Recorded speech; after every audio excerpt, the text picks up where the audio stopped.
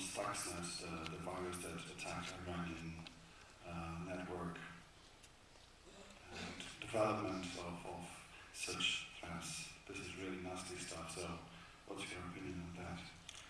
Well, I'm not an expert on viruses. In general, the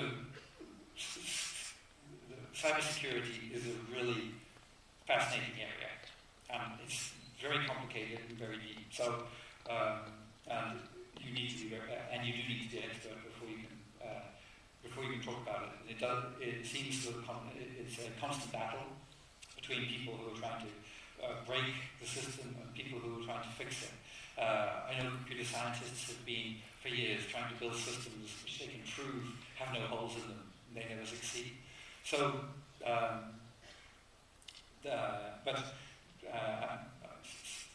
sorry, I can't comment on a particular virus. Kolejne pytanie. O, tutaj jest kolejna osoba, która ma. Teraz zapraszam mikrofon. Mam mikrofon. Tak? On tu góry. Connection. Viruses.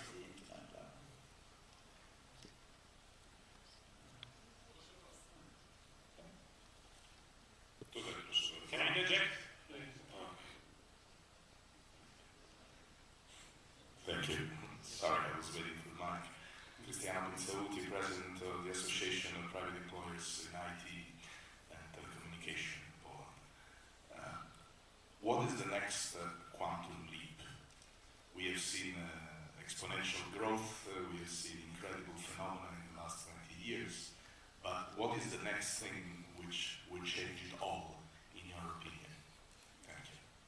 Well, I think the web of data, the reason I've been talking about the web of data is I think as it becomes interconnected, I think it will be very powerful. In a way, just the World Wide Web of documents, when you click from one document to another, was really, really hard to explain to people. And now it's so obvious. But what was difficult then was to explain how powerful it would be if you click on one document and then it goes to another document, but that document can be anywhere in the world. It can be any document. That's the power of the web. People didn't understand it when they only had documents on one system. Same with data. One of the, partly in answer to the question about the spread of the semantic web, people find it difficult to understand what the power of connecting data is.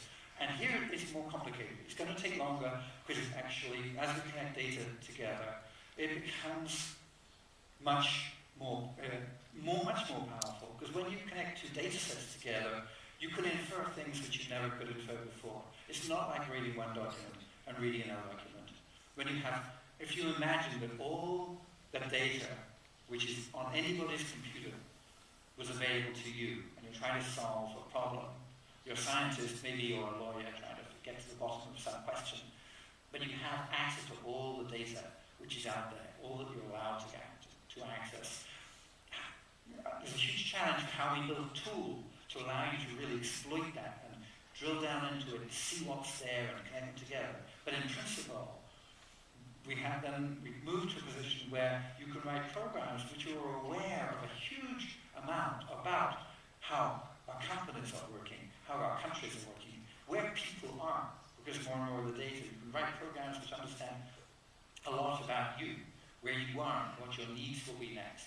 And we're getting there piece by piece. Now we have machine things on the phone which are location aware, so that when you ask for coffee, they will find you a nearby coffee shop instead of giving you a coffee shop in Palo Alto.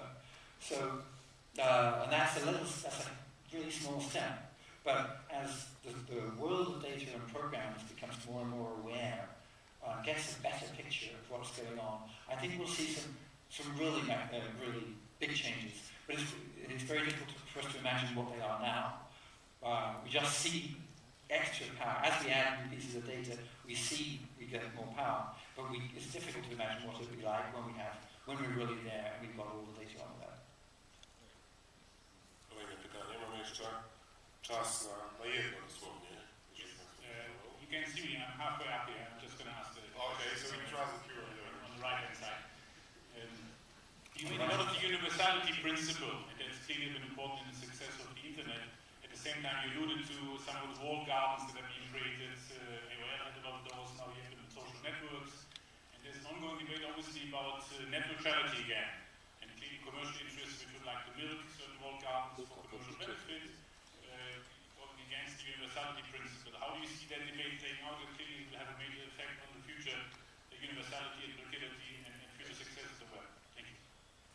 It's a great question. I think that it's really important that you ask it and you keep asking the question about these walled gardens whenever you see a walled garden.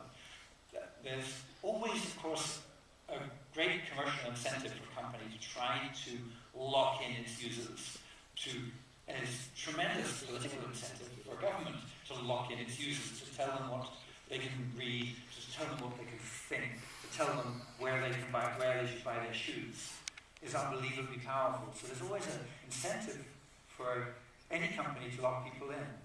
Before the web, America Online, Prodigy, all these dial-up information services, they tried to produce a beautiful walled garden. And a lot of people felt that the future of information was which walled garden was going to win.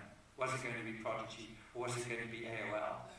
And then when the internet came and on top of it, the World Wide Web as an information space, the World Wide Web was a wild place where the quality was not very high necessarily, and everything looked a little crazy. And for a while the walled gardens felt that they could produce a much better environment. But in fact the walled garden can never compete with what's just outside the gate of the garden. The mad, crazy open marketplace of people bringing new ideas all the time. So the web in the end just became completely dominant. And there was much more innovation happening outside the garden than inside. Inside, when you have one company trying to make it, even if they're a very large company, then innovation is fundamentally limited. The vision is limited. The next idea is not going to come from the set of people at the lab which is supporting the walled garden. It's going to come from somebody out there. Somebody maybe who's just got an internet connection in rural India is going to have a great idea.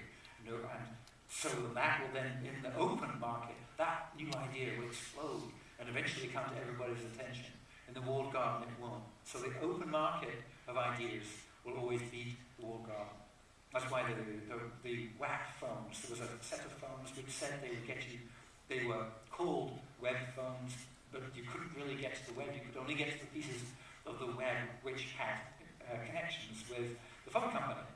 So if I wanted my website to be available on the phone, I'd have to pay the phone company some money. So there was a bottleneck, it was a walled garden, and it just didn't compete with the web. It was never exciting. So what happens in the end when out there's a distributed version, a non-centralized version, the non-centralized version always becomes more exciting in the end than the centralized version. So it's the thing for technologists need to do, and business people need to look at how to build things which have got that decentralized, which provide great services and have got done in a decentralized way. Thank you very much. Dziękuję Państwu za to spotkanie.